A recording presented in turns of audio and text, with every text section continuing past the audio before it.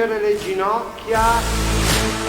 Equitazione 1, devo dire che lavorare sulla posizione, l'equilibrio, l'assetto sono alla base di ogni disciplina e alla base del nostro sport. È Roberto Rotatori, tecnico di fama internazionale e ancor prima cavaliere dalla carriera prestigiosa, ad aprire le danze del nuovo progetto Partiamo dalla base del Comitato Regionale Veneto, che prosegue così con il lancio delle tante attività di questo 2022. Questo progetto si avvale della preziosissima collaborazione del tecnico Roberto Rotatori, che diventerà il nostro tecnico unico di riferimento per tutto il comparto di base, per cercare di dare agli allievi del Veneto dei riferimenti chiari e precisi. Una figura unica dunque per l'attività di base e l'avviamento alle discipline olimpiche, che si aggiunge ai 3 riconfermati tecnici di specialità per la fascia agonistica: Gianluca Palmizzi per il salto ostacoli, Francesco Zazza per il dressage e Pietro Sandei per il completo. Un aspetto di assoluta novità introdotto da FISE Veneto,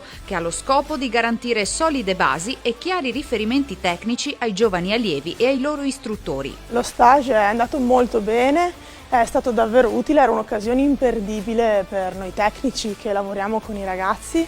E i ragazzi erano estremamente felici e contenti, hanno capito benissimo quello che dovevano fare, si sono trovati molto a loro agio, sono quasi rimasti stupiti di quello che sono riusciti a fare grazie ai consigli del tecnico, che come al solito è stato fantastico con i ragazzi.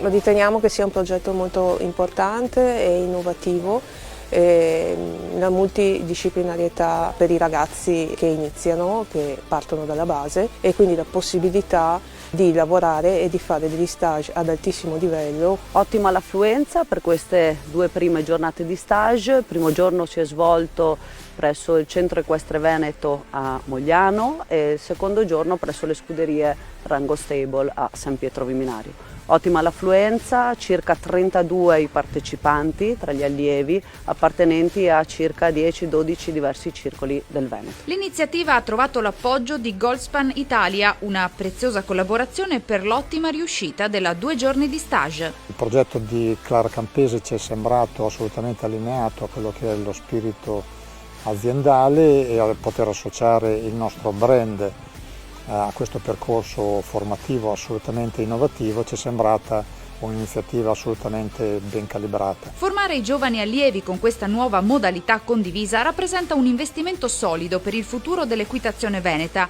anche alla luce dell'incremento delle iscrizioni a livello regionale e nazionale, con gli sport equestri che si sono rivelati una vera risorsa per il nostro paese. L'impatto del settore infatti ha ricadute intorno ai 3 miliardi di euro nel PIL nazionale. Non vedo attività migliore che stare all'aria aperta, in campagna, insieme a degli animali incredibili come sono i cavalli, quindi non c'è cosa migliore. Il prossimo stage sarà il 16 marzo, l'intero calendario degli appuntamenti è sul sito del Comitato Regionale Veneto.